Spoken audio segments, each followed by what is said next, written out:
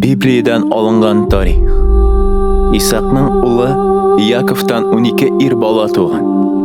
Алар шул җирдән ачлык вакытында барысы да Египетка күчеп киткәннәр. Шунда Алла киләчәктә Яковның нәселенә нәстәләр буласын. Аларга булышачагын Египеттан алып чыгып, Абрамга, Исакка, Яковка ант итеп, бирәчәк җиргә кире кайтарачагын әйткән. Яковның тукымы Египетта кыллыкта яшәгән. Аларны бик нык җәберләгәннәр. Аларның саны күбәйгәннән күбәеп, фараон туган бер ир баланы үтерергә кушкан. Нәкъ ул вакытта Моисей пәйгамбәр туган. Аны ата-анасы Египет кешеләреннән 3 ай буе яшереп торганнар.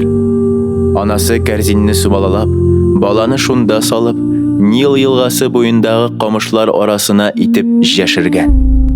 Фараон кызы елга буена килгәч, кәрзинне күргән. Баланы жәлләп, аны үзенә тәрбиягә алган. Анарга Моисей дип исем кушкан.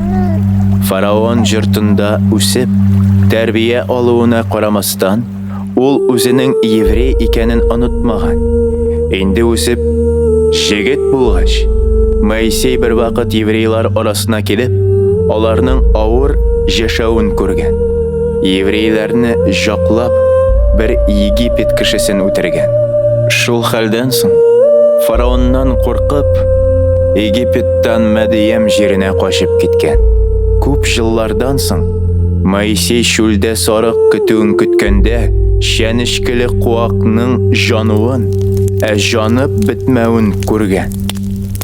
Бу күренешне якынрак карамакчы булган.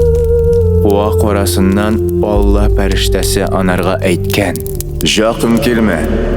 Мин синең ата-бабаларыңның Абрам, Исак, Яковның Алласы.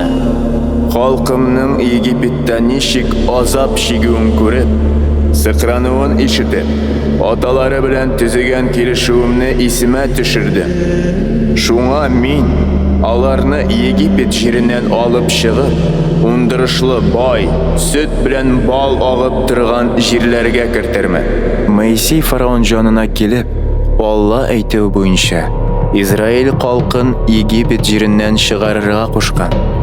Фараон аларны җибәрергә теләмәгән. "Кем соң ул әле Алла? Нишләп әле мин аны тыңлап, еврейларны җибәрергә тиеш? Мин аны белмим. Еврейларга китергә ризалык бирмим." Шуннан соң фараонның күз алдында Алла байтак кыдрәтләр күрсәткән. Алла бөтен Египет халкын 9 тапкыр кытышкыч авыр азапларга дучар иткән. Нил елгасының сулары канга әйләнгән. Египет җирен гыберле бака баскан. Тузан бертеге ширкигә әверелгән. Күп кигәвен Египет халкын сырып алган. Калык мал-туар төннәре үлекләп, реннәп куркыныч ширдән үлгәннәр. Игеннәрне быз суккан. Бөтен Египет җирендәге үсемлекләрне саранча ашап бетергән. Египет җире 3 көнгә караңгылыкка чумган.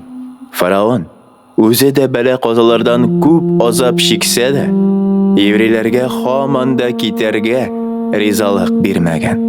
Худайдан 10нчы иң соңгы җәза шундый булган. Барлык Египет җиртында беренче туган ир бала үлер. Тирлекләрнең дә беренче булып туганнары үләчәк. Шулай булган да. Египет халкының беренче туган ир балалары үлер. Аларның кычкырып җылаган тавышлары ишетелеп торыр. Шул ук төнне фараон Моисейне чакырып: "Сез үзегез дә, барлык Израиль халкы да җыенып бездән аерылып китегез" дигән. Еврей халкы ашыгып, балалары, мал-туарлары белән Египеттан чыгып диңгезгә таба киткәннәр. Алла үз халкын бер кайчан да ташлап китмәгән. Аларны алып барган. Көндезен болыт баганасы булып алар алдыннан юлны күрсәтеп барган. Төнне ут баганасы булып барыр юлларын яктырткан. Алладан аларга тагын бер искиткеч кудрәт булган. Диңгез аркылы чыгар өчен Алла Моисейга әйткән: "Жул таягыңны күтәр, кулыңны диңгез өстенә сус. Шул вакыт сулар икегә аерылыр. Халык кыры җирдән барган кебек диңгезне чыгар." Израиль халкы диңгез төбеннән кыры җирдән чыккан. Бу кудрәтен күреп, еврей халкы Алладан куркып, аны хөрмәт иткәннәр. Анарга да, Моисейга да ышанганнар. Шулай итеп, Алла Тәгалә үзенең халкын Египет халкыннан чыгарган. Библиядә сез бу вакыйгалар турында укый аласыз.